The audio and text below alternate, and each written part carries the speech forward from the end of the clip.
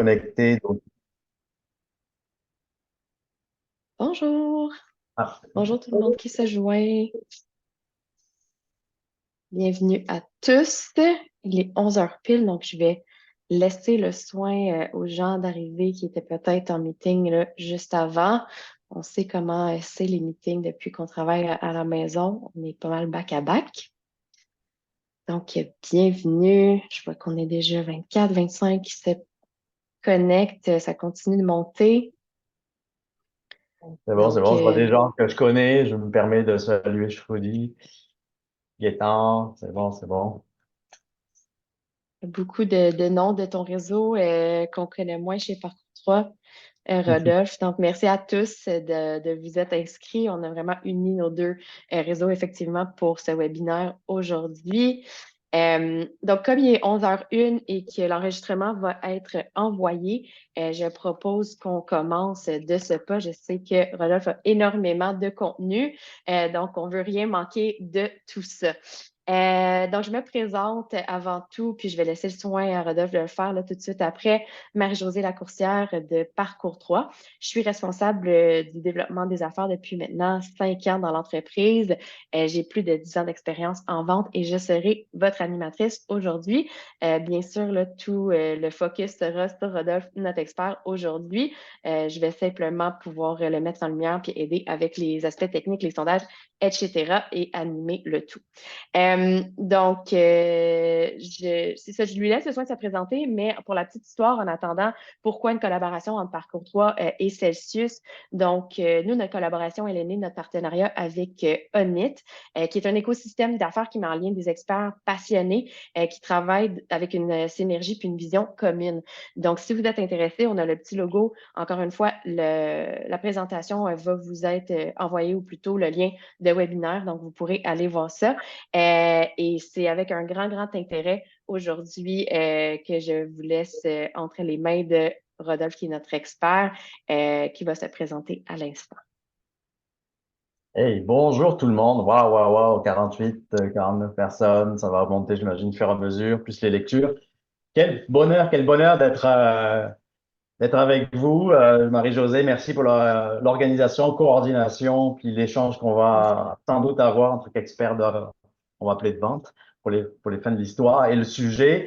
Merci à Parcours 3 de nous donner l'opportunité d'avoir ces échanges-là et bien entendu à Onif de nous avoir mis ensemble.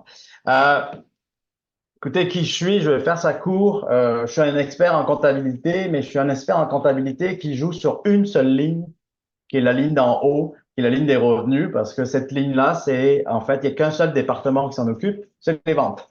Donc, je vais mettre mon chapeau comptabilité vente, puis on va s'occuper de cette ligne-là. Puis, bien entendu, par la suite, ben, on va voir que si on s'occupe bien de cette ligne-là, ben, il va rester de l'argent tout le long du parcours, parce que j'imagine que j'ai beaucoup de gens de vente autour de la table. Donc, juste pour vous dire que vous le savez, mais j'aime bien quand on dit les mots clairement, que finalement, nous, le département de vente, on met des signes positifs dans l'état de résultat et tous les autres départements mangent l'argent qu'on a rentré. C'était ma petite introduction et on va regarder justement comment réinventer votre stratégie de vente en 2024.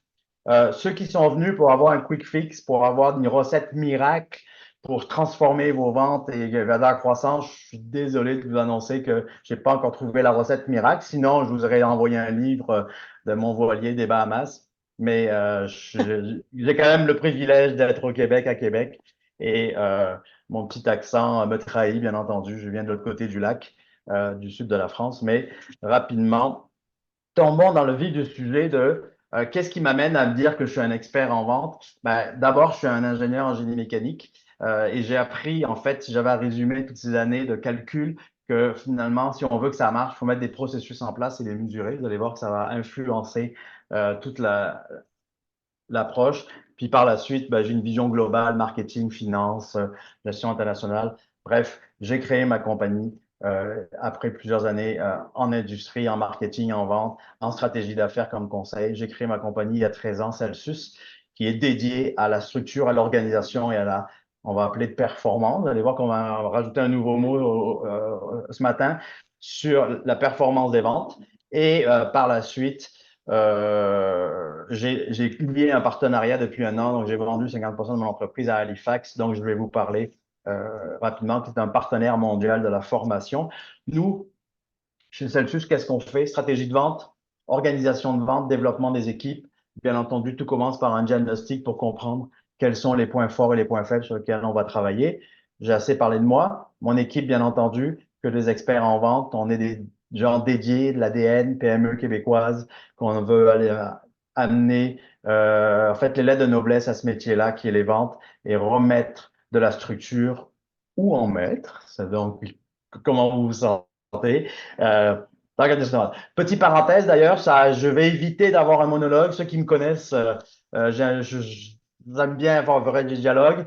Donc, sans doute qu'il y a un chat qui doit être quelque part et Marie-Josée va ça permettre, elle a le droit, même l'obligation de m'interrompre s'il y a des questions qui sont dans le sujet. Et sinon, s'il y a des questions qui sont plus globales, ben, on va y répondre à la fin. Absolument. Halifax, Merci. merci Marie. Halifax, donc, on est présent sur les 5 continents, 90 consultants sur la planète, blablabla. Ça, c'est fait. Quelques clients majeurs avec lesquels on travaille. Nous, notre rôle chez Celsius, on est Halifax, Amérique du Nord, mais surtout le rôle aujourd'hui, mon chapeau Celsius, c'est l'ADN PME, c'est amener ce que les plus grands ont et les amener dans notre réalité de la PME québécoise. Conseil, évaluer, former, implanter, c'est ce qu'on fait. On rentre dans le vif du sujet. J'aime ça commencer par le saviez-vous? Alors, je ne sais pas si on peut voir des mains qui se lèvent ou des wow ou des je ne sais pas trop, là. On va voir au fur et à mesure. Euh, Puis de temps en temps, vous allez voir, Marie-Josée va nous envoyer un petit questionnaire pour savoir si vous le saviez ou ne saviez pas. Puis moi, je n'ai pas encore décidé avec lesquels je vais laisser mon inspiration y aller. J'aime bien commencer par celle-là. Le saviez-vous qu'en représentant, en général, je ne parle pas de vous, je parle de ceux qui ne sont pas venus à la conférence. Euh, En général, un représentant perd en moyenne 1,5 jours d'efficacité par semaine. Je suis curieux de savoir, dans l'auditoire, les 57 personnes qui sont là, peut-être qu'on pourrait lancer le premier sondage juste pour voir, pour s'entraîner. Est-ce que vous êtes d'accord avec ce statement? 1,5 jours, 1,4, un jour, bref, il y a du temps perdu dans la semaine. Est-ce que vous le savez? Est-ce que vous ne le savez pas ou non, il n'y en a pas? Ou ben, peut-être vous vous en doutez, mais ce n'est pas mesuré. Juste curieux de voir, on vous donne un 30 secondes, oui, non ou peut-être, pour voir les Ça rentre résultats. tranquillement. Au début, il y avait beaucoup de non, mais là, plus les oui rentrent, plus le pourcentage des non baisse, ainsi que les peut-être. Euh, donc, 45 personnes ont répondu, 46, on disait à 100. Donc, on est à 67% de oui, 4% de non et 28% de peut-être. Excellent. Allons-y là-dessus, puis regardons, peut-être que ceux qui ont dit non, ben, on va partager les bonnes pratiques ou peut-être qu'ils vont changer le oui avec ce que je vais rajouter, mais c'est une réalité, puis on va voir c'est quoi cette réalité. Vraiment intéressant, OK, donc on est vraiment à plus de 90%. Ce que j'aime aussi, ça c'est un peu plus complexe, je vais prendre le temps de l'expliquer, mais nous, ça fait longtemps qu'on s'est basé là-dessus justement, puis c'est ce qu'on a remarqué quand je vous dis qu'on perd du temps, entre guillemets. Je vous l'explique. À votre gauche, il y a la pyramide de vos clients. En haut, il y a votre plus gros client. Puis à bas, on descend des petits clients. Puis on s'aperçoit que on a besoin de 50% de vos clients. Donc, mettons que vous avez 100 clients, ben, il y a 50 clients qui vont générer vos derniers 5% de votre chiffre d'affaires ou votre marge. Ça, c'est les statistiques qu'on a relevées. Moi, quand j'étais en stratégie, je faisais cette évaluation-là. Ça fait 13 ans que je la fais. Multinationales, grandes entreprises, PME, ça arrive souvent là-dedans. Parce que dans la vraie vie, il y a des petits clients et il y a quelques gros clients. Okay? Donc, c'est un peu normal, cette pyramide-là. Ce qui n'est pas normal, c'est que ces petits clients-là qui nous génèrent le 5 derniers pourcents d'ailleurs de marge ou de chiffre d'affaires, c'est intéressant de faire les deux, c'est que ça va nous chercher, organisation confondue, toute organisation confondue, entre 20 et 25% d'énergie. Alors, l'énergie, rapidement, une entreprise est basée sur 3 grands piliers. Ses ressources humaines, son temps et son argent. OK? Donc, c'est des 3 énergies. Donc, quand on dit qu'on perd du temps, c'est parce qu'on passe beaucoup de temps auprès de petits clients qui nous ramènent peu. Qui fait que des fois, on n'a pas le temps de faire de la prospection, on n'a pas le temps de s'occuper de nos grands clients, etc., etc. Donc, c'est une réalité qu'on voit dans les organisations. curieux d'en discuter lors d'un lunch si ça vous concerne ou pas, mais je vous dirais que la grande majorité, c'est pas la totalité de nos clients, puis de ce qu'on lit dans la littérature aussi, on n'est pas les seuls à faire ce genre d'analyse-là, c'est une réalité. Une des réponses à on perd dans le 1,5 jours, c'est sûr qu'il y a beaucoup de temps qui est là. On parle de 20%, c'est une journée par semaine où on travaille aussi sur des projets, hein. On va en parler plus tard. J'aime bien celle-là aussi d'Harvard Business Review qui revient quasiment systématiquement. En fait, il recycle l'article parce que ça n'a toujours pas changé. Acquérir un nouveau client coûte jusqu'à 25 fois plus cher que de conserver un client existant. Donc, souvent, on met beaucoup d'emphase sur la prospection. Est-ce qu'on a fini ce qu'on a à faire avec nos clients? C'est toujours intéressant à ce niveau-là. Celle-là, je l'aime bien aussi. Si on augmente de 5% de notre taux de rétention de clients, donc il faudrait voir qui, quoi, comment, on peut aller chercher jusqu'à 25 à 95 de bénéfices. 95 de bénéfices, à mon avis, on est plus dans le B2C, donc consommateur, mais dans le B2B, 25-30 c'est ce qu'on constate quand nous, on met en place justement des stratégies d'optimisation du portefeuille de clients. Donc, c'est toujours intéressant de regarder ça. Notre partenaire Hotspot dit que les entreprises avec un programme de fidélisation vont augmenter leur vente annuelle jusqu'à 50 en moyenne. On mélange B2C, B2B dans ce contexte-là, mais si on va dans le B2B, je peux vous garantir qu'on est à 20 parce que c'est ce qu'on fait quand on met en place une structure vraiment organisationnelle sur la rétention et l'optimisation de nos clients. Celle-là, c'est la cerise sur le gâteau.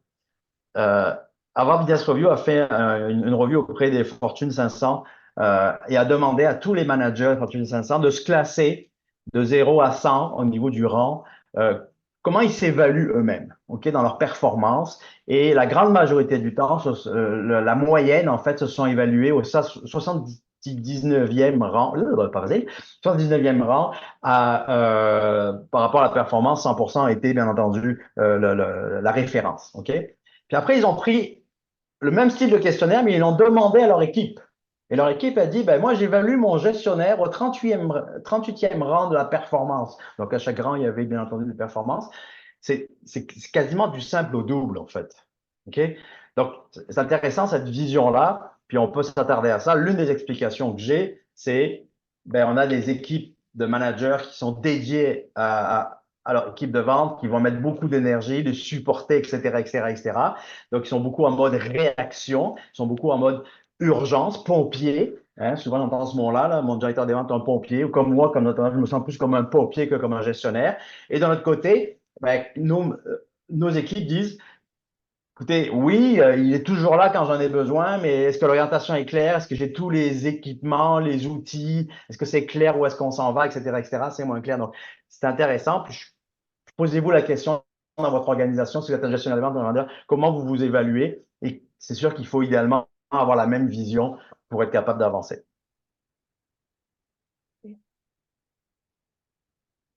Petite question. Ah, je ne t'ai pas proposé de. J'avais oublié de Je t'envoyer peux ça. essayer de le faire super Yes. C'est 1, 2, rapidement 3, sur le 4, 5. fly. Ouais, Ouais, 1, 2, 3, 4, 5. J'aime bien challenger Marie-Josée dans pourquoi pas? hein, pourquoi pas, pourquoi pas. J'ai envie de vous poser une question qui est une obsession chez nous d'ailleurs, chez Celsius, chez nos consultants, puis nos clients qui nous connaissent, ils le savent. Un vendeur ne peut gérer qu'une seule chose, professionnellement parlant, bien entendu. Une seule chose. À votre avis, laquelle? Sa commission, donc vous allez répondre 1, 2, 3, 4 ou 5. Ses clients, son temps, ses objectifs ou sa relation client. Qu'est-ce que un vendeur ne peut, la seule chose qu'il peut vraiment contrôler et gérer?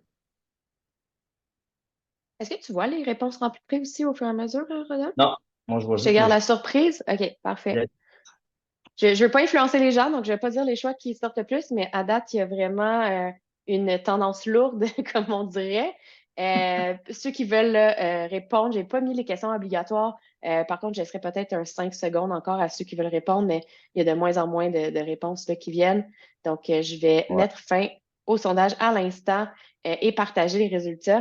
Donc, on est avec la commission à 2 les clients à 6 son temps à 61 ses objectifs à 7 et la relation client à 24 Écoutez, on est comme dans un monde démocratique, il paraît, donc on va dire que la majorité a raison. Et en effet, un vendeur, la seule chose qu'il peut gérer, c'est 40 heures par semaine. Qu'est-ce qu'il doit faire pendant ces 40 heures par semaine? Il doit en permanence amener de la valeur à son client, à son organisation et à lui-même. OK? Donc, on va réfléchir là-dedans de comment on va amener ça. Donc, en fait, son temps est super important. Ça veut dire que moi, comme gestionnaire des ventes, la seule chose que je peux vraiment gérer et aider à gérer mon vendeur, c'est son agenda. Si on part du concept que on est tous d'accord, ou une grande partie, que c'est le temps qui gère. Le temps pour justement atteindre mes objectifs, où est-ce que je le mets pour m'assurer de l'atteindre. Longtemps de comment je gère ma relation client, comment je gère mes clients, puis la commission, ben, j'espère qu'on passe pas trop de temps. Normalement, si on s'occupe des actions, on devrait avoir des bons résultats. Donc, assez intéressant comme sondage. Donc, finalement, si on parle de temps, ben, on va commencer par, on a tous une au poignet ou quelque part accroché sur un téléphone. Donc, il est temps de voir un peu l'heure juste. L'heure juste, c'est quoi? On est en 2024. 2024, j'ai envie de vous amener un concept, puis je suis en train de lire beaucoup là-dessus, et des chercheurs qui se penchent beaucoup là-dessus, entre la robustesse et la performance. Alors, je vais prendre Olivier Amand, un compatriote français et chercheur qui travaille beaucoup là-dessus, puis j'aime sa définition. On pourra sans doute envoyer les acétates par la suite, donc on va aller rapidement Oui. sur la définition. Euh, la performance, en fait, elle ne peut qu'exister de façon pérenne dans un mode stable où les ressources sont abondantes. C'est-à-dire qu'on est finalement inépuisable et on peut continuer à faire ça. Donc, la performance, c'est toujours aller mieux, de l'efficacité. On est toujours en train de se challenger. OK? Il dit aussi que d'ailleurs, la performance est vouée à l'échec parce qu'à un moment donné, à force de tirer l'élastique, ben, on va, hein, l'ingénieur que je suis, la mécanique de test, en fait, on va voir jusqu'à quel point mon métal est performant. Puis quand j'arrive à la rupture, on vient de savoir, on vient de faire une rupture de la performance. J'aime bien la définition de la robustesse qui dit, ben, la robustesse, c'est quoi? C'est justement nous assurer une certaine pérennité dans un monde instable avec des pénuries de ressources. Ça vous parle, 2024, instable. Qui nous dit que lundi matin, le gouvernement va dire, on ferme tout, vous remettez vos masques, il y a le je sais pas quoi qui débarque, on n'en a aucune idée. OK? Donc, on va travailler plus, puis nous, c'est comme ça qu'on travaille depuis 13 ans, puis en lisant là-dessus, robustesse et performance, je m'aperçois que c'est ce qu'on vise dans les organisations, c'est mettre une robustesse versus la performance. Puis vous allez voir comment ça se décline dans le monde des ventes. Donc, la robustesse commerciale, c'est quoi? C'est la structure fois l'efficience. Quand je travaille sur l'efficacité, c'est-à-dire quand je mets mon énergie, ou une grande partie de mon énergie sur mon équipe, souvenez-vous, 79e rang, 38e rang, OK? C'est-à-dire qu'on va demander à notre équipe de travailler fort pour aller chercher de la profitabilité de l'organisation pour que l'organisation soit pérenne. L'efficacité, c'est quoi? C'est les compétences, connaissances de mes équipes commerciales, mes équipes de vente, donc les connaissances de produits, les connaissances de marché, les connaissances des approches de vente, de prospection, blablabla. Il y en a quand même une certaine liste. Il y a les compétences, ma capacité à, hein, le savoir-être, savoir-faire. Et bien entendu, un vendeur qui n'est pas motivé, ben, oubliez ça, il ne se passera pas grand-chose. Donc la motivation, c'est comme dans la pyramide de Maslow, hein, on est dans l'accomplissement de soi-même, on est au maximum. Donc, si je mets toute mon énergie sur l'efficacité, est-ce que je suis plus dans la performance ou dans la robustesse? On va y répondre tout à l'heure. En passant, Maintenant, excuse de te couper, Rodolphe, mais je ne oui, sais pas si c'est clair, il n'y a pas beaucoup de questions qui rentrent, donc n'hésitez vraiment pas, hein, si vous en avez, on n'est pas obligé d'attendre à la fin, là. Parfois, c'est mieux quand c'est contextualisé, fait que je vous invite vraiment à envoyer des questions là, à Rodolphe si vous en avez. Je laisse continuer. merci. Puis si vous n'êtes pas d'accord avec moi, dites-le à Marie-Josée, puis ça va me faire plaisir de vous expliquer que j'ai raison. Donc, ça va pour l'efficacité. Si pas de réponse, pas de question, on avance. Maintenant, si je rajoute la structure à l'efficacité, et là, on commence à parler de robustesse. La structure, c'est quoi? C'est mes orientations, où je m'en vais, mes parts de marché, mes objectifs, ma croissance. On est plus peut-être dans 2024 dans les parts de marché, la croissance, c'est autre chose, etc., etc. Donc, pour mes orientations et mes objectifs, finalement, il va falloir que je fasse des actions. Donc, mes processus, ma structure. Il va falloir que je développe une infrastructure, mes outils, on parlait d'hotspot, de CRM, on parlait de suivi de tableau de bord, de présentation, de lead generation, etc., excusez l'anglicisme, etc., etc. Ça, c'est ma structure. En fait, c'est la structure, elle dépend elle ne dépend pas de l'individu, elle dépend du gestionnaire à la mettre en place. Quand j'ai une structure bien établie et qu'en plus j'ai une efficacité commerciale, c'est-à-dire que j'ai une équipe qui a des talents naturels, etc., etc., ben là, on va commencer à penser à la robustesse de mon système. Je fais une mini parenthèse d'ailleurs. On a eu une conférence dernièrement à l'université ONIP et des spécialistes en évaluation des organisations, donc de la valeur organisation. S'il y en a certains qui ont acheté des entreprises ou qui vont en vendre dans leur entreprise. En fait, maintenant, en 2024, 2023-2024, la relation client a quasiment autant de valeur, si ce n'est plus, que le BAYA de l'organisation, que ce qu'elle génère comme profit. Puis, pour moi, c'est de la musique à mes oreilles parce que le BAYA, c'est le passé. La relation client, c'est j'achète le futur. Donc, si j'ai une structure robuste, c'est-à-dire répétable, mesurable et qu'on peut améliorer, et qu'en plus cette structure-là, parce que quand je parle de développement, c'est mes formations aussi, c'est faire des jeux de rôle pour certains qui sont là entre vous, hein, vous avez vu la force et la puissance de faire des jeux de rôle, ben, je m'assure qu'à chaque fois que j'ai des vendeurs qui sont rapidement formés, j'avais un client qui me disait hier que avec ce qu'il a mis en place dans sa structure, quand il embauche un nouveau vendeur en Europe, en fait, en 3 semaines, 4 semaines, il devient efficace alors que leur produit est hyper technique parce qu'il y a un processus qui est clair, il y a des entraînements qui sont clairs qui fait quand il face au client, ben, on limite les erreurs ou les non-compétences qu'on va avoir. Donc, la robustesse, c'est d'abord sur la structure, c'est les fondamentaux de la vente et après, on va tomber sur l'efficacité. C'est tellement une obsession chez nous, cette robustesse-là, qu'on a créé un diagnostic qui représente, puis là, on a monté la ligne. Donc, dans la robustesse, dans l'orientation, action, développement, on a identifié 181 éléments qui devraient être présents dans une organisation.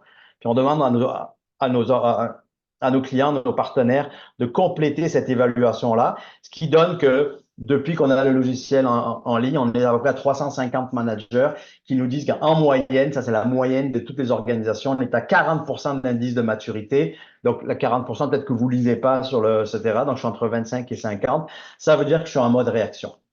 Ça veut dire que je suis en mode, si mon directeur des ventes, si j'atteins mes objectifs chaque année, c'est pas à cause de ma structure, c'est à cause de mon efficacité. Si mon directeur des ventes s'en va, qu'est-ce qui se passe? Si mon meilleur buteur s'en va, est-ce que je vais encore gagner des coupes? Il faut se poser des questions. La robustesse, c'est la capacité de passer à travers tous les obstacles que je vais rencontrer, des départs de gens performants, des changements de marché, etc., etc. Donc, c'est intéressant. Puis, vous voyez que dans les stratégies, la moyenne des stratégies pour atteindre les objectifs, on est dans augmenter le cross-selling, donc vendre plus à mes clients, c'est fondamental. Aller chercher de nouveaux clients, puis augmenter ma marge. C'est la moyenne aussi de ce qu'on voit dans la PME québécoise, dans les 350 managers qui ont passé l'indice de maturité à ce niveau-là. Ben là, j'ai envie de vous poser la question. Vous, dans votre organisation, la règle du pouce, on a mis des grands pourcentages. À votre avis, si on faisait le bilan de la performance commerciale, de votre performance vente 2023, elle est basée sur quelle équation? Est-ce qu'elle vient de 75% de votre structure, 25% de l'efficacité, 50-50, ou 25% de la structure, 75% de l'efficacité? Et allons-y vraiment 0% de la structure et 100% sur les individus. Donc, j'ai lancé le sondage. On est rendu à une vingtaine de réponses.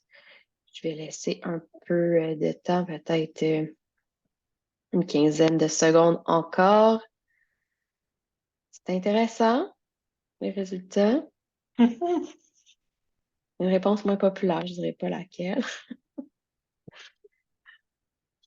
Si je me base sur une expérience, je pourrais faire un guess. Mais Je vais mettre fin. Tu peux y aller avant que je présente les résultats. je fais mon guess. Mais oui. Je mets mon 20 pièces sur la table. À mon avis, la troisième va être pas mal la plus populaire. Ah ouais? OK, on n'est pas. Ben, c'est pas exactement ça. Je partage les Ah, OK. résultats. Génial. 50-50. Et ça, c'est une bonne nouvelle. Ça veut dire que les gens qui sont là, c'est pour ça que vous êtes là aussi, faites partie de la meilleure zone continue. On peut dire que vous avez vraiment une équation qui fait que votre structure et votre efficacité, en fait, est à la même place. Vous mettrez votre énergie à la même place. Chaque fois que vous mettez $1 dans votre robustesse de commercial, vous mettez 50 cents sur la structure, 50 cents sur les individus. C'est ça que ça veut dire, en fait. Donc, c'est une excellente nouvelle. Vous verrez que la majorité du temps, quand on fait une analyse, nous, on est plus dans le 25-75, qui fait que dans notre indice de maturité, les 181 éléments, c'est ce qui ressort. Mais j'adore cette équation-là. Puis, euh, on avance là-dedans parce que maintenant, il est temps de savoir c'est quoi une vraie structure des ventes. Donc, quand on dit révolutionner votre fonction vente en 2024, c'est d'identifier les pièces majeures qui vous manquent pour augmenter votre structure commerciale qui va faire que votre équation de robustesse va créer une pérennité et donner de la valeur à votre organisation.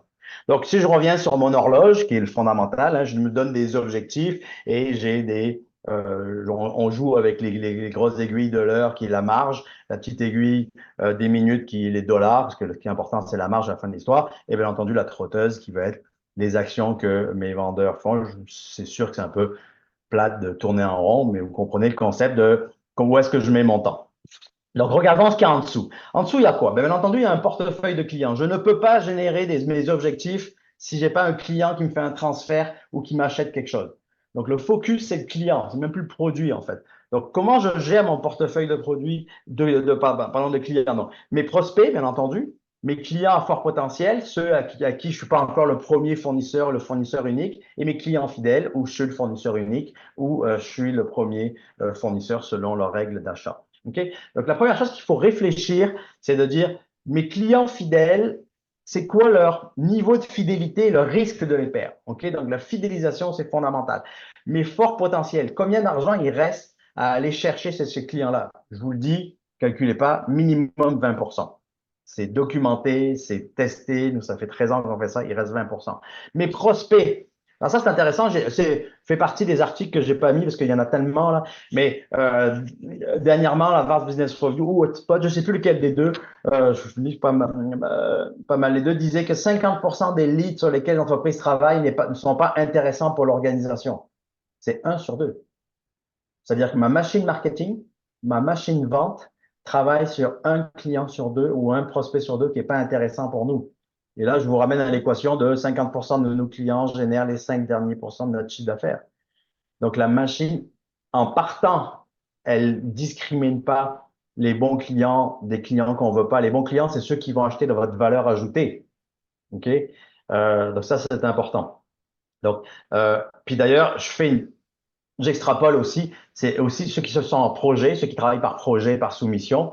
Ben souvent, c'est 50% des projets sur lesquels on travaille qui sont pas intéressants pour nous parce qu'on a des clients qui veulent ou des gens qui veulent acheter un prix alors que nous, on vend de la valeur. Ben, on va juste se battre sur un prix et finalement, on va perdre et eux vont gagner. Pourquoi je travaille là-dessus? Donc, l'énergie à la bonne place. Une fois que j'ai identifié mes clients fidèles, mes forts potentiels, puis mes prospects, lesquels je vais vraiment travailler, qui méritent de mettre mon énergie, donc mon temps, ben là, je vais voir comment je mets mon temps. Donc, on est dans les activités qui vont me permettre de prospecter plus facilement, rapidement et générer un prospect, passer un prospect d'un client. D'ailleurs, dans mon monde, en moi, un prospect, c'est un futur client.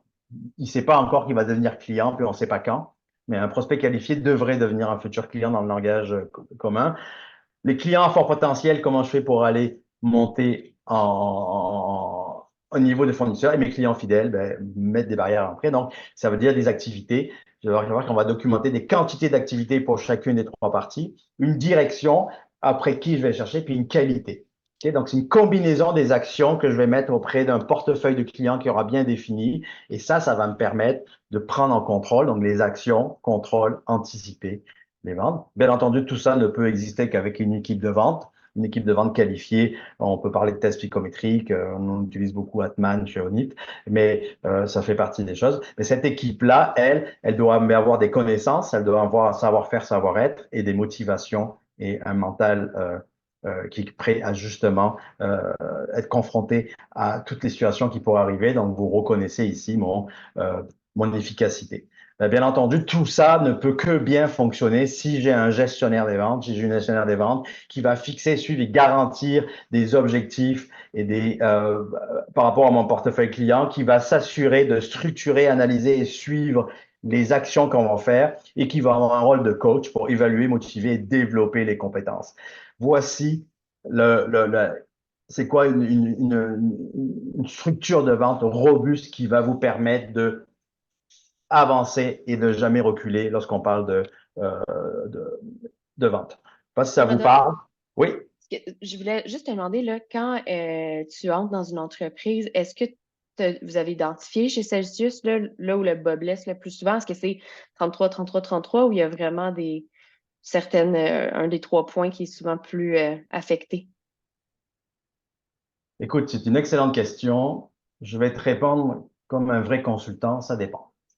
Euh, Ça dépend parce que nous, on sait que si la cible portefeuille client est bien établie, déjà, on vient d'augmenter la performance. Si on sait en plus qu'on met en place des processus. Donc, je dirais que c'est vraiment dans cet ordre-là qu'on le regarde. Auprès de qui tu OK. travailles, comment tu travailles, et puis après, quand tu es face au bon client au bon moment, ben, comment tu vas le convaincre que tu es le meilleur? Comment tu vas le convaincre de rester avec toi? OK? Mais malheureusement, j'aurais tendance à dire que, en fait, on voit une faiblesse. Donc, quelque part, ton un tiers est pas loin parce qu'on a l'impression souvent, parce que j'ai mis des vendeurs sur la route, que j'ai fait toute ma job de vente. Écoutez, je vous donne des exemples que j'ai vécu en 13 ans de carrière dans ce monde-là, mais euh, des entreprises qui ont mis 2,5 millions dans un robot ou dans une nouvelle ligne d'automatisation, puis qui sont pas prêts à mettre 25 000 dollars pour former leur équipe pour aller remplir l'usine. Euh, c'est fait partie des choses comme ça parce qu'il dit, ben, ils sont des vendeurs, c'est naturel qu'ils le fassent. Ben, pourquoi l'ingénieur qui est dans l'usine, on va le former? Donc, c'est intéressant, quand on est dans les usines, hein, tous les 5 ans à peu près, il y a une nouvelle tendance, le Lean Manufacturing, le Six Sigma, on est maintenant dans le 4.0, on est, etc., etc. Alors que dans les ventes, je vous mets au défi de me citer quelque chose de nouveau. Il n'y en a pas. Ne me dites pas de ChatGPT, là, parce qu'on va se fâcher, on parlait de AI, ça peut être intéressant. En effet, il y a des choses qui s'en viennent, mais on est encore loin de la coupe aux lèvres. Il s'en demande beaucoup de travail. Mais oui, on est là-dedans. Donc, souvent ça, puis souvent même si on va au centre de l'équipe, c'est que j'ai mon meilleur technicien qui est capable de parler à le client, qu'on va le mettre vendeur. Qu'est-ce qui s'est passé dans la nuit du vendredi au lundi matin, en fin de semaine, pour qu'il passe du meilleur technicien au meilleur vendeur? Ouais. Je ne sais pas ce que vous y avez fait pendant 48 heures, mais moi, dans la vraie vie, il est juste rester un super technicien qui est capable d'expliquer le produit et pas parler en valeur ajoutée, comprendre la dynamique de marché, la dynamique de client, etc., etc. Donc, pour répondre à ta question, dans la PME, puis je vous dirais que même dans la grande organisation, on est à peu près au même niveau. On est en train de faire un diagnostic justement de toutes ces étapes-là dans une multinationale québécoise qui est partout sur la planète. On retrouve les mêmes problématiques au niveau de la vente. Une excellence opérationnelle incroyable. Au niveau de la vente, on repose sur les individus, sur la On a une performance. question, Rodolphe. Là, Oui, je suis contente. Je sais que le questionnaire n'est pas brisé. Vous étiez juste gêné, mais c'est correct. Après une demi-heure, on se dégêne. Donc, il y a Mylène qui nous demande comment aborderiez-vous le développement d'affaires, la relation client dans une petite PME qui n'a pas une ou plusieurs personnes en charge du développement, qui aurait une double fonction de relation client et de développement d'affaires. j'adore cette question parce que je l'ai toutes les semaines. Rappelle-moi le prénom de celle qui a posé la question. C'est Mylène. Mylène. Mylène, la réponse est à la fois simple et compliquée. Simple ça veut dire compliqué de la mise en œuvre, c'est que si vous êtes à la fois votre président de la compagnie et la vendeuse, ben, quand vous allez dédier des blocs vente, une demi-journée, une journée, ce qu'on met en place dans des startups ou des entreprises qui commencent à être en croissance, ben, assurez-vous que ce 4 heures-là, ce 8 heures-là, vous le mettez auprès des bonnes personnes avec les bonnes actions et que vous avez toutes les habilités pour qu'à chaque fois que je parle à un futur client, je le transforme le plus rapidement en client. Vous n'avez pas le luxe de faire 5 rencontres. Déjà, une rencontre, ça demande du temps. Ben, comment cette rencontre-là, elle est hyper efficace? Je n'oublie rien. Puis d'ailleurs, ce qu'on s'aperçoit quand on forme sur en vente, on vient de diminuer notre cycle de vente parce que chaque étape, elle est préparée. Puis ce qui est intéressant dans le monde de la vente, c'est que si on s'adresse au même public, hein, le fameux segment de marché de nos amis marketing, ben, on est finalement, c'est un peu le même discours. Quand je m'adresse à un acheteur dans tel style d'entreprise, souvent il va entendre la même chose, puis on va travailler la même chose. Donc, la proposition de valeur, etc., etc. Donc, vous êtes condamné à être encore meilleur qu'un vendeur qui, lui, a 40 heures semaine. Vous avez juste 8 heures pour le faire. Donc, la préparation est fondamentale. Puis, mini parenthèse, quand je travaille avec des startups, je leur dis, c'est pas compliqué. Du lundi au vendredi, 8 heures à 17 heures, vous faites de la vente. Puis la nuit et la fin de semaine, vous fabriquez, vous livrez, vous facturez. Parce que s'il n'y a pas de vente, il n'y a pas d'histoire. La vente, c'est l'oxygène de l'organisation. Donc, souvent dans les organisations que je vois de la taille dont on parle, ben, on est tiré par les opérations, on est tiré par ça. Et ce qu'on remet en premier à plus tard, c'est rappeler un client. Je vais envoyer une proposition plutôt que d'aller la présenter. J'ai pas le temps de faire de la prospection, donc j'avais dit un nouveau nom par semaine. Finalement, je suis rendu un par mois. La prospection, c'est pas compliqué, hein, c'est homéopathique, c'est une petite granule tous les jours, pas une chimio par année. OK? Donc, parce qu'une chimio par année, vous savez, on perd nos cheveux. Donc, ça prend une continuum. Donc, l'équation, en fait, est la même. Ce qui change, c'est l'ampleur de l'équation. Si je suis dans une multinationale avec 300 vendeurs ou si je suis dans une PME avec 0 vendeur et que je joue le rôle, ben, il faut que je optimise chacun de mes actions. Et la clé, en fait, j'aurais tendance à dire, c'est mesurer ce que vous faites. En le mesurant, vous allez vous améliorer. J'imagine que j'ai pas appris quelque chose de nouveau en disant ça, hein. On améliore que ce qu'on mesure. Souvent, on mesure mal les ventes. Puis d'ailleurs, je viens d'ouvrir un sujet qui m'énerve, mais ça va me faire du bien de me libérer avec ça. C'est que trop souvent, je vois des tableaux de bord de vente qui sont basés sur des résultats.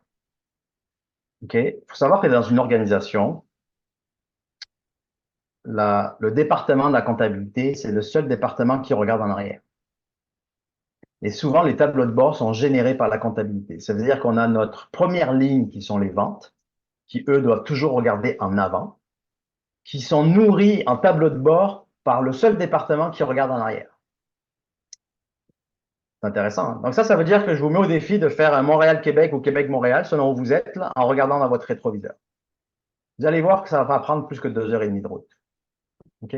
Donc, travailler en amont, c'est ça, c'est vers là que je veux aller vers vous sur la présentation. C'est nous assurer que je suis en train de piloter les actions et pas des résultats. Parce que si je pilote des résultats, j'ai un petit truc rapide, là. Commandez-vous une palette de champagne, une palette de Kleenex, puis à la fin de chaque mois, vous regardez si vous ouvrez du champagne ou des Kleenex.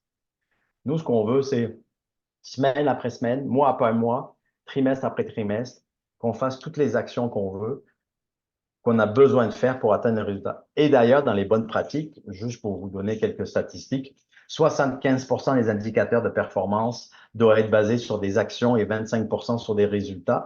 Les résultats, ça se mesure au mois, trimestre, annuel. Les actions, ça se mesure à la semaine, à la journée. Okay? Donc, les indicateurs de performance qu'on va appeler structurels, on doit avoir 50% des indicateurs, c'est est-ce que mes processus sont mis en place, qu'est-ce que fait mes processus, combien de rencontres je fais en moyenne pour aller chercher un nouveau prospect, etc., etc. Et j'ai une partie de mes indicateurs de performance qui vont être attitrés à chacun des vendeurs parce que chacun a des performances différentes. Chacun peut avoir des objectifs différents en fonction de leur marché, d'aller chercher de nouveaux clients, de garder le portefeuille client parce que vous êtes majoritaire en part de marché euh, dans votre territoire. Donc, posez-vous la question. Moi, si j'avais un indicateur de performance à mettre, là, il serait sur les individus pour savoir s'ils ont la rigueur de suivre mes processus. Puis ça va me permettre de, s'ils font, je peux mesurer les processus, je peux mesurer le processus, je peux l'améliorer, etc., etc., etc., etc. On a démontré plusieurs fois que une structure bien établie avec une équipe de vente très technique, avec quasiment pas de talent de vente, va générer plus de résultats et une constance dans les résultats que des gens qui mettent quasiment 80% sur leur habilité de vente, leur capacité de vente et qui sont pas structurés. On a des dents de scie, on a des résultats qui plafonnent. On sait que l'individu, quand il n'est pas challengé, poussé, encadré, il va aller jusqu'à chercher 68-70% de sa performance. Je ne connais pas un champion olympique, on va en avoir plein à Paris bientôt, là, qui n'a pas 5 coachs. Il y en a un qui va lui dire quand c'est se coucher, qu'est-ce qu'il va manger, comment il s'entraîne, comment il va faire son. C'est ça le rôle de nos athlètes vendeurs qui, eux, d'ailleurs, ils contrôlent que 50% de ce qu'ils font, c'est-à-dire il y a 50% contrôlent leur temps, leur énergie. Et l'autre 50%, c'est l'interlocuteur. OK? Donc, comment je vais l'influencer? On rentre dans autre chose, on est dans les compétences savoir-faire. Ça va? Rodolphe, Oui, on a deux questions qui sont rentrées, en fait. oui. Il y a Frédéric qui nous demande le résultat, c'est au trimestre qu'on le mesure, si j'ai bien compris. Est-ce que c'est bien ce que tu as dit? J'aurais tendance à dire que résultat, argent et marge, je fais attention parce que ça dépend de l'industrie, ça dépend si vous êtes cyclique, ça dépend si vous êtes saisonnier, etc., etc. Mais généralement, oui. Ce qu'on mesure à la semaine, c'est ma capacité de closer une vente, ma capacité d'aller chercher un nouveau prospect, ma capacité de. Ce qu'on mesure au jour le jour, ma capacité de convaincre, ma capacité de m'adapter à mon individu à qui je parle. Ce qu'on mesure au mois, c'est combien de nouveaux clients, ma croissance par client, ma croissance de prospection. Et au trimestre, je regarde mes finances. Parce que si je le regarde toutes les semaines ou tous les mois, ben, c'est un peu comme la température. Si je regarde tous les jours la température au Québec, là, il fait -2, le lendemain, il fait -16, etc., etc. Mais la moyenne du mois de janvier, elle est peut-être à -8. OK? Donc, nous, ce qu'on veut d'avoir, c'est en moyenne, j'ai généré tant de chiffre d'affaires par semaine par individu.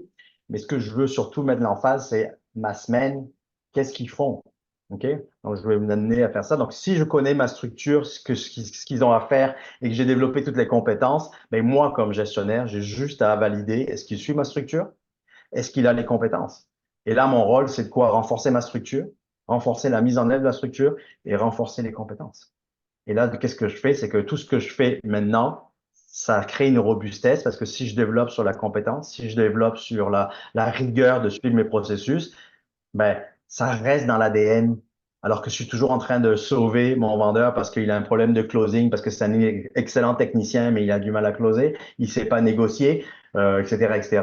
Et je ne vous poserai pas la question, mais je vous la pose, puis pensez-y, mais on ne répondra pas là aujourd'hui. Mais quand je pose la question dans mon cours de négociation, dans le cours de négociation, c'est quoi la différence entre la vente et la négociation? On le fait mondialement parlant et localement parlant. J'ai pas eu encore de gens qui sont capables de distinguer c'est quoi la vente et la négociation. Je vous laisse réfléchir là-dessus. On ne répondra pas à ça aujourd'hui.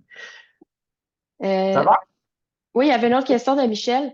Que pensez-vous de l'approche de fournir périodiquement des informations utiles à des prospects pour susciter leur intérêt envers notre entreprise, par exemple, traiter des prospects comme des clients? Ben, ça revient à ce que je disais. Un prospect, c'est un client futur. S'il est qualifié, c'est un client futur. Pourquoi on ne le traiterait pas? Tu sais, un prospect, pour qu'il devienne client, il faut qu'on soit à notre meilleur. Un client, pour qu'il reste client, il faut qu'on soit à notre meilleur. Donc, c'est sûr que je vais donner mon maximum à chacun des deux. C'est juste que c'est un peu comme dans la relation euh, en couple, hein. Au début d'un couple, ben, on met beaucoup d'énergie pour construire. Puis, si je me mettais à offrir à ma conjointe, après 20 ans de mariage, comme je le faisais avant, des boîtes de chocolat puis des fleurs un peu toutes les semaines, il y a 20 ans, elle trouvait ça cute, maintenant, elle trouverait ça louche. OK? Il faut s'adapter en fonction de la relation de là où je suis. Mais dans la vraie vie, un prospect, il doit être considéré comme un client parce que vous savez ce qui se passe? C'est que le jour où il devient client, on appelle ça la loi de Murphy. Je ne sais pas si vous connaissez la loi de Murphy, hein, la loi de l'emmerdement maximum. La première commande après un vrai prospect intéressant qui peut devenir un gros client pour vous, là, je ne sais pas si ça vous arrive, mais la grande majorité du temps, Murphy s'occupe de cette commande-là. Tous les problèmes vont arriver là, sur cette commande-là. OK? C'est un autre débat, puis on travaille là-dessus. Ça veut dire que quand je rentre un prospect qui devient un client fort potentiel, la seule différence, c'est la première signature que je vais livrer. Et d'ailleurs, même j'ai des clients ils passent de prospect à client après 5 livraisons. Ça veut dire que quand j'ai un prospect qui rentre pour sa première commande, c'est-à-dire que j'ai un vendeur qui l'a convaincu qu'il en est meilleur que son fournisseur actuel, on devrait mettre un processus zéro erreur dans l'organisation. On devrait mettre beaucoup d'énergie sur cette première commande. Et souvent, c'est pas ce qu'on fait. Et c'est là que le problème arrive. Donc là, j'ai un vendeur, ça fait 2 ans qu'il travaille un nouveau compte, qui a un potentiel de devenir votre top 5. Et la première commande, elle ne marche pas. Puis là, on a un acheteur qui s'est commis de changer de fournisseur. Et lui, les chances qu'il revienne vers vous sont un peu minces. OK? Donc, oui, un prospect devrait être considéré comme un client et à la limite comme le meilleur client de la semaine. Parce que c'est le futur. Avec un processus qui va demander de l'énergie. On l'a dit tout à l'heure, 25% d'énergie supplémentaire. J'ai d'autres On continue? questions. Je ne sais pas si tu préfères qu'on attende à la fin, si tu as beaucoup de contenu qui reste. Je pense qu'il te reste 5 Il me slides. reste 4 slides, donc je vais prendre les 25 premières questions. Vas-y. Euh, on a Andrés qui nous demande quel est le meilleur plaidoyer pour l'adoption d'un bon CRM analytique et comment choisir le bon outil. OK. On ouvre la conférence jusqu'à 17 heures. Euh, règle d'or, puis écoute, Marie-Josée, t'es quasiment mieux placée que moi. C'est votre métier, entre autres, de mettre en place des outils performants, lead generation, etc., etc. Mais là, chez nous, il y a deux règles d'or. D'abord, la première règle, c'est qu'un projet CRM, c'est un projet vente, c'est pas un projet TI, c'est pas un projet marketing. Ça, c'est la première règle. OK? Les grandes parties des erreurs qu'on voit, c'est que des vendeurs, ils se retrouvent pas dans un CRM. La deuxième règle, il faut que le CRM anticipe ce qui va se passer et ne corrige pas. Il n'y a rien de plus plate, pour être poli, le vendredi après-midi de remplir ce que j'ai fait dans la semaine. Personne n'a envie de faire ça. Personne ne le lit. Ça, et puis en plus, ça ne sert à rien, c'est de la reddition. OK? Nous, ce qu'on veut, c'est le lundi matin, j'ouvre le CRM de mon vendeur, puis c'est là que je m'en viens, puis je vais voir où est-ce qu'il s'en va et je vais l'aider à être plus performant. Et là, il va comprendre pourquoi il va le faire. Parce qu'une rencontre de vente, il devrait avoir deux objectifs. Si je sais que dans chacune des rencontres de vente, j'ai défini deux objectifs, présenter un nouveau produit, consolider ma relation, aller chercher une première commande et comprendre le politico-décisionnel chez mon client, il y a toujours deux objectifs minimum à aller chercher et que je prépare mon scénario. Ben, qu'est-ce que je fais? Je dis, ben, vendredi, mardi, je rencontre Parcours 3 comme futur client. Voici mes deux objectifs. Et quand j'ai fini ma rencontre, c'est est-ce que je l'ai fait ou je l'ai pas fait? Est-ce que j'ai atteint mes objectifs? Puis c'est quoi la prochaine étape? Plutôt que de dire que Marie-Josée est bien sympathique, puis j'aime ça, etc., etc. Ça, c'est des informations que je vais garder pour moi. Mais dans mon CRM, je vais faire ça qui fait que moi, comme manager, ben, je vais regarder Rodolphe comme vendeur, puis je dis, hey, tu rencontres Parcours 3 la semaine prochaine, es-tu prêt? Qui tu rencontres? Ben, je rencontre Marie-Josée, mais est-ce que tu rencontres Mathieu? Non, mais tu sais que influenceur, décideur, c'est peut-être important de rencontrer les deux. Comment on s'organise pour avoir les deux à la rencontre? Et là, les vendeurs, parce qu'on travaille dans leur paradigme à eux, qui est travailler dans le futur. Tant qu'on leur demande de documenter en arrière, là, moi le premier, là, urk. Donc, c'est notre vision de, un, c'est un projet vente, et deux, si c'est un projet vente, ça veut dire que c'est un projet qui gère le futur. Le passé, c'est trop tard. Puis, on compare beaucoup les ventes avec le sport. La grosse différence entre la vente et le sport, c'est que en vente, il n'y a pas de deuxième place. Vous l'avez eu, vous l'avez perdu. Donc, vous êtes condamné à être meilleur. Il n'y a pas de plus de consolation. Peut-être que oui, mais ça, c'est notre sujet. C'est une bonne approche sur les CRM, ouais, les CMR, CRM. Ouais, André, si tu as plus de questions, ça va nous faire plaisir. Dans un deuxième temps, on pourrait se parler et évaluer les besoins de l'entreprise à ce niveau-là. Sinon, on a celle qui dit, dans mon entreprise, j'ai un employé qui endosse plusieurs rôles clés. Puis André nous remercie pour pas nous, mais te remercie pour les conseils. Donc, je m'excuse, je viens de voir rentrer ça. L'employé endosse plusieurs rôles clés. Il est impliqué dans les ventes, la recherche de prospects, ainsi que dans la production et la coordination avec l'équipe suite aux accords conclus avec les clients. Donc, effectivement, un rôle clé. Sa compétence et sa productivité dans les domaines sont indéniables. Cependant, je me questionne sur l'opportunité de diviser ses responsabilités entre plusieurs ressources, bien que cela puisse le décourager car il apprécie grandement son rôle actuel.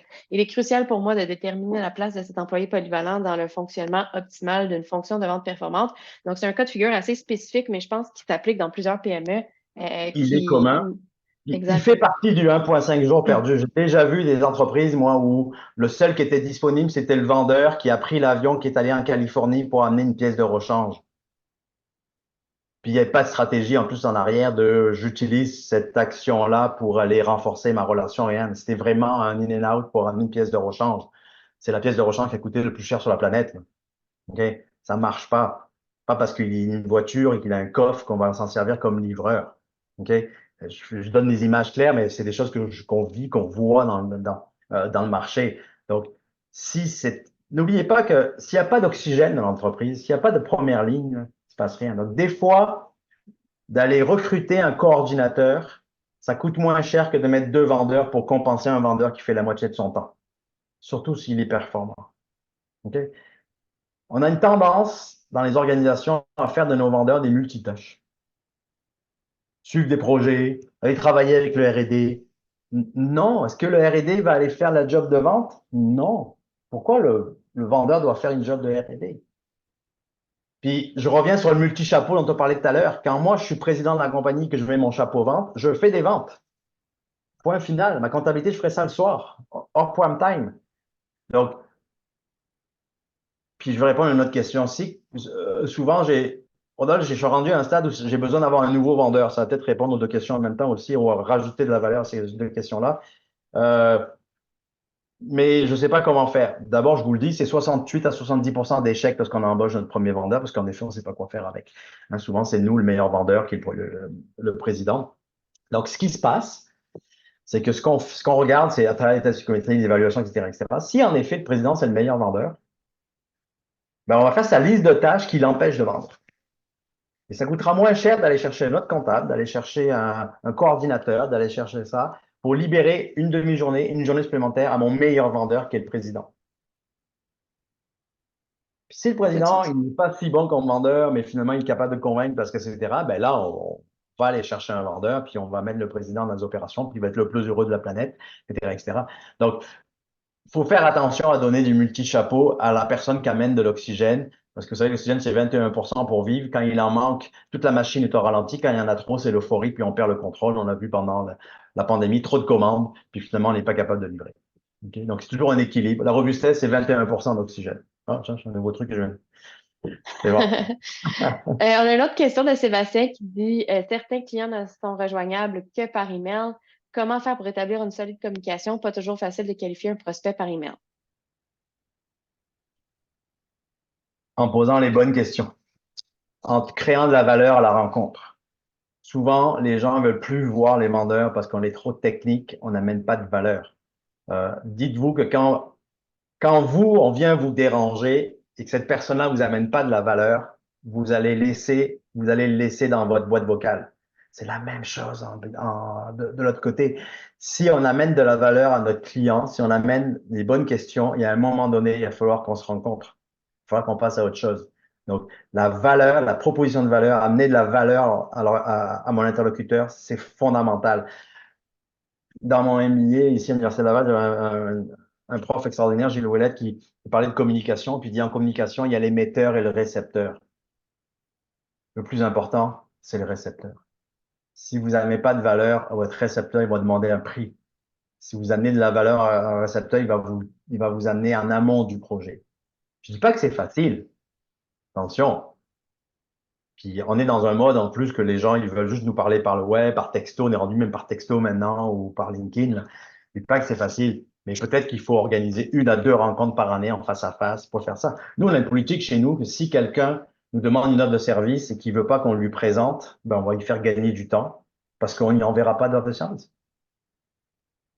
On n'est pas un objet sur Amazon. Notre proposition de valeur n'est pas sur le moins cher. Parce que si on était le moins cher, en effet, ils rempliraient leur formulaire, puis ils auraient un prix instantanément, puis ils rentreraient leur carte de crédit. On amène de la valeur. Si tu suis pas prêt à écouter cette valeur-là, que tu cherches un prix, on n'est pas les bons joueurs. Puis je suis pas plus fâché que ça. Je vais perdre mon temps, mon Mhm. fameux d'une journée et demie. Donc, ce que je voulais vous amener pour finaliser, puis peut-être qu'on peut garder les questions pour la fin, pour les Ouais. 7 minutes qui restent, c'est que quand j'ai une bonne structure, avec un gestionnaire qui contrôle ou une gestionnaire qui contrôle bien sa structure et ses affaires, il y a des emphases à mettre en fonction, bien entendu, de mes stratégies, etc., etc. Et qu'en plus, j'utilise le bon outil pour mesurer et supporter ce qui va être fait, ben, ça va me permettre de faire quoi? De vous regarder les 3 prochaines semaines de chacun de mes vendeurs, où est-ce qu'ils vont faire? On dit que ma semaine numéro 1, celle qui s'en vient là, lundi, elle doit être programmée à 75% avec des rendez-vous confirmés, avec des objectifs clairs, puis avec un décideur, un influenceur, un utilisateur, ou au moins deux des trois. On dit que la semaine suivante, elle est planifiée à 50%, l'autre 25%, on attend des réponses. Et on dit que la troisième, elle est planifiée à 25%, puis il manque 50% d'attacher tout ça. Et ce qui fait que chaque semaine est planifiée 3 fois. Donc, moi, comme manager, je suis en train toujours de planifier ce que mes vendeurs vont faire. Je suis en contrôle de mes ventes. Puis ce qui est intéressant aussi, c'est que maintenant, avec des outils comme Hotspot, ben, quand je suis face au client, ça c'est quelque chose que peut-être je te dis, ça va te faire sourire, mais quand je suis face au client, qu'on dit, bon, on se rappelle, puis je te présente l'offre de service, c'est tellement compliqué d'être face au client que c'est le moment de dire, Marie-Josée, vendredi, 10 heures. On se prend un rendez-vous, je te présente l'offre de service, est-ce que ça marche? Non, à 10 heures, je peux pas, mais ça, à 11 heures. Parfait, je t'envoie un rendez-vous tout de suite. C'est déjà planifié dans mon agenda. J'ai pas besoin de dire, on se rappelle, Puis là, je te rappelle, qu'est-ce qui se passe? Tu me réponds pas, tu n'as pas le temps. Je dis, elle est fâchée entre moi, mais non, c'est parce qu'elle est quelque part en fin de conférence, elle a une grosse implantation. Puis finalement, on vient de perdre 1 mois et demi dans ma vente, juste parce que j'ai pas pris le temps de dire, on est là, vendredi, 11 heures, on s'envoie un rendez-vous. Si on le change, c'est pas grave, mais au moins, il est établi. Puis moi, j'ai un engagement de mon client, je viens de gagner énormément de temps. Game C'est ça changer. le CRM où je vois de l'avant. Il faut qu'on voit de l'avant. Il faut que vos processus vous permettent d'anticiper les résultats. Documenter, ça ne sert à rien. Ce qui s'est passé, c'est trop tard. Ce qui est intéressant, c'est les indicateurs de performance qui va mesurer le passé pour améliorer mon futur, par contre. Si j'ai pas eu assez de leads, assez de prospects, assez de marge, ben là, je vais travailler sur une formation sur un ego, une formation ou optimiser mon processus de prospection ou raffiner mon ciblage. Hein, on parle beaucoup de ciblage, marketing, vente, avec des gens de hotspot qui sont à la fois dans les deux volets, hein, le leader en marketing, lead generation, web, etc., etc., et la capacité de documenter ce qui va se faire. Rapidement, tu sais, quand on parle de qualification, nous, on a tout documenté dans mode SaaS qui vient se linker. Ben là, on est avec Salesforce, puis on a un projet avec Parcours pour le mettre dans HubSpot. Mais toutes ces bonnes pratiques-là, ces anticipations, sa qualification de projet, etc., si c'est pas dans votre CRM, on parle de plus de 7000 Sales Tech apps en Amérique du Nord. Comment voulez-vous qu'on se trouve? Ce qu'on entend beaucoup, c'est que si c'est pas lié à mon CRM, j'en veux plus. Il faut que le CRM devienne l'outil principal, comme le ERP pour mon directeur d'usine ou le MRP. Ça va? Donc, la robustesse, pensez à ça. Jusqu'à quel point, si je change mon équipe lundi matin, ma performance de vente est en danger. Si elle est en danger, c'est que votre base, elle n'est pas bonne. OK? Ou elle n'est pas assez structurée parce qu'on ne s'en est pas occupé pour 1 milliard de raisons qui sont toutes bonnes. Mais maintenant, vous n'avez plus de raisons parce que vous le savez, pour mettre en place des choses une pièce à la fois. Puis j'aime bien faire un petit parallèle avec ça. Là, si on veut finir sur le podium comme mon Red Bull ici, ben, ça veut dire quoi? Ça veut dire qu'il faut que j'ai des pilotes qui soient extrêmement expérimentés, qui soient bons, qui soient formés, ce qui fait que pendant, si je remonte à rebours, au milieu, j'ai un coach, un ingénieur de piste de course qui va le coacher en permanence. Donc, il va l'orienter pour dire, voici, tu vas gagner du temps sur tel virage. Il dit pas, tu as perdu du temps sur ce virage-là. Ça sert à rien. Ça va juste le démotiver. Il va lui expliquer comment il va le prendre la prochaine fois. Et ça ne peut que exister avec une course où je suis en amont, faire ça parce que j'ai une équipe en arrière et je mets des stratégies en place avec des ingénieurs stratégiques. Donc, la partie bleue de ma structure, c'est l'écurie de Formule 1. L'agilité, c'est mon pilote. Puis, on a un bel exemple dans la Formule 1, c'est pour ça que je l'utilise depuis 2023, c'est qu'on a un 7-tube champion du monde qui se trouve toujours entre la 8e et 12e place. Pourquoi? C'est le meilleur pilote, mais la structure ne suit pas. Il n'est jamais sur le podium. Alors que, est-ce que là, sur le podium, on a les deux meilleurs pilotes sur la planète? On ne sait pas. La voiture fait une job incroyable. Mais moi, comme entreprise, la robustesse, je vais m'assurer, parce que j'ai le contrôle sur la voiture, je vais m'assurer que la voiture va se retrouver toujours en avant. Puis après, ben, je vais travailler sur mon pilote pour finir tout le temps sur le podium. Et là, j'augmente mes chances d'aller chercher tout ce que j'ai à aller chercher. Il reste 2 minutes, c'est incroyable. Pour une fois, j'ai fini, j'ai comme 2 minutes de loose. Je vous ai mis les petits codes QR de Marie-Josée et les miens pour LinkedIn. Poser des questions. À l'heure actuelle, je trouve que c'est les meilleurs outils pour échanger et puis partager. Puis moi, ça enrichit mes prochains sujets d'articles que je peux poster, que je lis ou que je vais écrire. Oui. Puis n'hésitez pas à répondre au sondage qu'on va vous envoyer après aujourd'hui. Pour ceux qui peuvent rester, Rodolphe a eu la gentillesse, vu que c'est l'heure du midi, de rester un peu pour les questions. Si vous devez quitter, aucun problème, on vous envoie encore une fois l'enregistrement et je pense que tu as la générosité de même envoyer le deck de présentation, Rodolphe. Donc, ça va se faire dans les prochaines heures ou journées maximum. Je vais répondre aux questions qu'on avait reçues et encore une fois, si les personnes même qui les ont posées doivent quitter, en écoutant l'enregistrement jusqu'à la fin, vous allez pouvoir avoir les réponses. Donc, je me lance, puis n'hésitez pas s'il y en a d'autres qui veulent poser des questions à Rodolphe. Hassan qui nous demandait 2 questions de suite. Donc, selon vous, la prospection virtuelle est efficace par rapport aux rencontres sur site des prospects dans la vente B2B? Et si le vendeur ne peut se déplacer, il est obligé de faire ça virtuellement, combien il est pénalisé? 93% de la communication, c'est du non-verbal.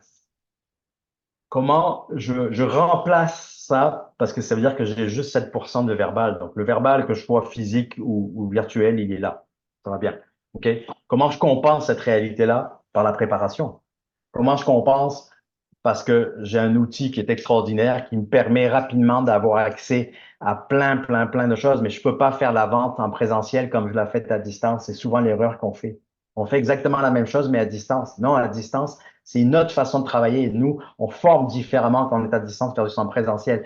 J'aime ça quand je fais de la formation justement sur la vente à distance, etc., les outils, de dire, vous avez une caméra, ce que vous pouvez pas faire en vrai, ce que je peux faire moi avec une caméra, c'est dire quand j'ai quelque chose d'important, vous voulez vraiment prendre cette décision, puis je vais m'approcher, puis je vais le regarder proche. Puis pour en plus qu'il a un grand écran, il va reculer. Quand il a un bureau, je peux pas le faire. Il faut jouer avec les outils et changer son environnement. Il n'est pas pénalisé, il est pénalisé parce qu'on l'a pas formé à changer sa façon de travailler. Bonne réponse, c'est vraiment intéressant. Ça m'a fait un peu peur d'ailleurs quand tu es mis dans l'écran. C'est vrai. Sébastien qui demande comment une PME peut-elle monter un programme de fidélité qui va concurrencer les programmes de fidélité de compagnies internationales? Il va falloir appeler Parcours et Celsius et Halifax. Euh, la personnalisation, la proximité client, ce que les grandes organisations ne sont plus capables de faire. Okay. Amener de la valeur, c'est à l'heure actuelle, vous l'avez vu, on a entendu beaucoup parler, les grands donneurs d'ordre québécois, canadiens ont diminué de façon drastique le nombre de fournisseurs. Puis des fois, ils ont gardé des fournisseurs par rapport à la proximité, par rapport à la capacité de s'adapter. On a vendu un beau mandat dans une multinationale québécoise et on se battait, on n'était plus que deux, on se battait contre le plus gros mondial dans notre domaine. C'est énorme, il est 100 fois plus gros que nous. Puis finalement, qu'est-ce qui a fait la différence? C'est qu'on s'est adapté au client. Hmm. On a compris son besoin, on a construit quelque chose en fonction de sa réalité. On n'y a pas dit, ben voici la formule qui marche à 75%, je te l'applique. C'est ça notre agilité dans la Ouais, PME. vraiment. Excellente réponse. Je suis super d'accord. Shruti qui nous demande, j'espère que je ne te débaptise pas. Oui, j'ai commencé à planifier des appels présents et futurs. C'était au moment où tu disais là, de quitter un appel en prévoyant le prochain, vraiment game changer là, dans le domaine des ventes. Pour ceux qui ne le font pas, essayez-le. Ça peut être inconfortable la première fois, mais c'est vraiment, on augmente nos ventes là, assez, pas facilement, mais du moins, on se donne le On meilleure réduit chance, le je cycle, dirais. on réduit le cycle de vente. Exact. Exact. Donc, merci pour ça. On a Maxime qui demande, serait-il possible d'avoir des exemples de propositions de valeur lors d'une première rencontre autour d'une offre technique? Ouh, c'est une grosse question, celle-là. Oui, il faut juste la préparer. Dites-vous que la proposition de valeur, elle est basée sur l'individu à qui vous parlez. Il faut trouver un bénéfice pour lui. Donc, pour trouver un bénéfice pour lui, il faut comprendre c'est quoi sa job, il faut comprendre c'est quoi ses motivations. Et quand je comprends sa job et sa motivation, ben, j'ai juste à lui envoyer un miroir avec ce que je suis capable de faire. C'est pour ça qu'on dit, vous avez déjà entendu ça un milliard de fois, là, c'est 60, dans une première rencontre, je fais parler 75% du temps le client, puis moi je parle 25%. Pourquoi? Parce que je veux comprendre sa job, ce qui l'empêche de dormir, puis c'est quoi ses motivations d'achat. Quand j'ai compris ça, c'est facile. Et si je passe 45 minutes à expliquer qu'on est les meilleurs et les plus fins, on n'a touché aucune fibre sensible. Donc la proposition de valeur dépend de l'individu. Ça, c'est une grande Ouais. bataille que j'ai avec le marketing. Moi, je viens du marketing où je pensais qu'on a inventé la proposition de valeur. J'ai jamais vu deux drapeaux qui signent un contrat. Mais par contre, des humains qui signent un contrat, j'en vois toutes les semaines. Absolument. Bon, beaucoup de remerciements d'Emilia, Andrés, qui est, je pense, Andrea, Mylène qui nous remercie beaucoup pour la présentation, Hassen, même chose pour les remerciements. Sinon, on a Andréane qui nous demande est-ce que la sollicitation pardon, téléphonique demeure la meilleure option versus la prise de contact sur les médias sociaux, par exemple LinkedIn ou par courriel? On est rendu à un stade où il faut que notre interlocuteur, notre futur interlocuteur, il nous ait vu, je sais plus c'est quoi les statistiques, 17 fois ou 15 fois là, pour arriver à avoir un contact. Donc le téléphone est un excellent outil quand il est mis à la bonne place. L'appel à froid, j'ai des doutes. Mais ça se réchauffe un appel. La technologie nous permet de le faire. on peut se positionner comme un expert dans notre domaine. Je parlais hier à une compagnie qui est toute petite, les concurrents, c'est des multinationales. Il dit, on sort tout le temps en amont sur LinkedIn, sur Google, etc., etc. Pourquoi? Parce qu'on se positionne comme un expert. On a une belle compagnie ici, Expo, à Québec, là, qui est devenue la plateforme vidéo la plus regardée au monde dans le B2B. Pourquoi? Parce qu'ils alimentaient leur plateforme avec des vidéos qui parlaient des problèmes des clients. Ouais. Donc, oui, le téléphone, mais dans le bon timing. Excellent conseil. On a Catherine qui nous remercie. Sinon, il nous reste deux questions. Je ne vais pas vous laisser trop longtemps. Puis d'ailleurs, merci pour tous ceux qui sont restés. Là, on a encore la moitié des participants qui sont encore là. Je pense que ton contenu intéresse vraiment, là, Rodolphe. Merci encore. Donc, on a Shruti qui demande, en fait, j'ai une question. Devrions-nous demander les noms des fournisseurs qui sont en compétition avec nous pour un mandat? Ça me fait sourire. Je pense que je connais la réponse pour avoir suivi une formation avec toi. Et si oui, comment on le demande? Oui, mais on le demande à la fin. OK? OK, ah ben parfait, on est trois compétiteurs. Vous savez quoi? Vous avez raison, parce que si vous avez mis trois compétiteurs, ça veut dire que ce projet-là est important pour vous. Donc, ça me rassure d'avoir un futur client qui est structuré et qui a une vision vraiment stratégique des choses. Et je comprends que c'est un projet important pour vous. Qu'est-ce qui va faire la différence entre les trois? Puis quand j'ai fini, j'ai pris ma rencontre. Au fait, Marie-Josée, j'ai une petite question par curiosité. C'est qui les deux autres? Vous augmentez vos chances de X fois d'avoir la réponse. Si vous le demandez, ah ben vous êtes trois en compétition, ah bon, c'est qui là? C'est un échec. Vous n'aurez pas l'information, ben, vous l'aurez pas systématiquement. Bien, ça se demande, mais de la bonne façon, dans le bon contexte. Moi, ce que je veux savoir, c'est pas combien on est, je veux savoir qu'est-ce qui va faire la différence. Souvent, moi, dans le monde de conseil, c'est la relation avec le conseiller, avec l'équipe, etc., etc. C'est fantastique, ça fait 1 heure qu'on se parle, comment ça va? Parce que ce que vous voyez là, c'est ce que vous allez voir en animation, ce que vous allez voir en accompagnement dans vos processus. Si on ne s'aime pas mutuellement là, on va gagner du temps, là. Puis pas plus fâché, là, c'est bien correct, là. Oui. Mais non. Mais je veux savoir qu'est-ce qui déclenche et non pas se positionner par rapport à la concurrence. On le voit trop souvent. C'est pour ça que quand je demande à la fin, ben, j'ai plus de temps pour me dire, ouais, fais attention à lui, il a eu des problèmes financiers, puis nous, on est meilleurs qu'eux. Ça, c'est comme Urk. Nous, on t'amène de la valeur. D'ailleurs, moi, j'ai enlevé le mot unique. On parlait beaucoup en ce moment souvent de proposition de valeur unique. Unique en 2024, posez-vous la question si vraiment vous avez créé de la valeur, là. Donc, ce qui va faire la différence, c'est que vous êtes le premier à allumer vos interlocuteurs, à dire, OK, il m'a compris. S'il m'a compris, il y a de fortes chances qu'il va pouvoir m'aider. Super. Diane, Andréane qui nous remercie, je prends du crédit qui te remercie, j'ai vraiment Rodolphe. Andrea qui demande c'est quoi la compagnie de Québec qui roule le vidéo marketing, peut-être juste le renommer. Exfo, Exfo. EXFO? Ouais, Exfo. Parfait. Donc, Spécialisé dans les super. mesures et dans la fibre optique. Oui. Super. À date, c'est les questions que j'ai. Je vous laisserai peut-être là, une minute pour en envoyer si vous en avez. Sinon, on va vous laisser aller dîner. Certains d'entre vous ont sûrement le ventre qui gargouille. Donc, je n'en vois pas d'autres rentrées, là. J'avais dit à peu près une minute, fait que je vous laisse le temps de taper. Sinon, en attendant, on vous remercie grandement pour votre temps. C'était vraiment du contenu hyper intéressant. Rodolphe, je pense que les commentaires en ont témoigné. Encore une fois, le code QR sur la présentation. Si vous avez des questions, vous pouvez nous les adresser personnellement. Ça va nous faire vraiment plaisir. Et j'ai une dernière question qui est rentrée. Bruno nous demande, est-ce que les qualités relationnelles d'un vendeur, donc la bonne communication, sont plus importantes que sa rigueur à respecter les processus en place et les activités? Est-ce qu'on préfère quelqu'un qui a une grande capacité de convaincre et qui le fait 1 fois par mois ou celui qui le fait 10 fois par jour? La réponse est j'aime ça qu'il le fasse 10 fois par jour. Puis en le faisant 10 fois par jour, on va pouvoir développer de nouveaux réflexes puis augmenter sa performance. Et on peut avoir le meilleur buteur, mais s'il tire 1 fois par match, ben, j'ai peut-être préféré celui qui est moins bon, mais qui va tirer 50 fois. Avec un peu de chance, on va arriver à le closer. Puis en tirant 50 fois, je peux travailler sur ses habilités de vente. Je comprends ce que nous amène Bruno. Des fois, c'est pas naturel. Ben, si c'est pas naturel, on a-tu la bonne personne à la bonne place? Bonne question à se poser. Hmm. Super, Drôle mais que ça pas conclut. philosophique. Merci, on a Soumaya qui nous remercie. Donc, on va conclure. Merci énormément à tous pour votre présence, pour votre réactivité, les interactions aussi avec les questions.